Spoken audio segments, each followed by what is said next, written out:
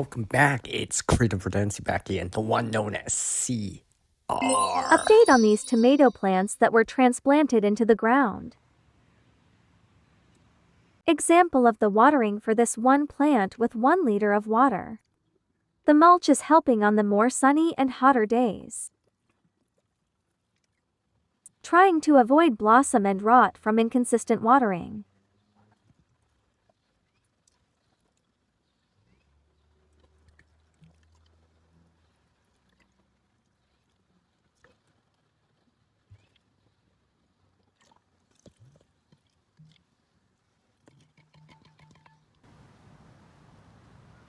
Some wind damage did occur and lost some flower clusters.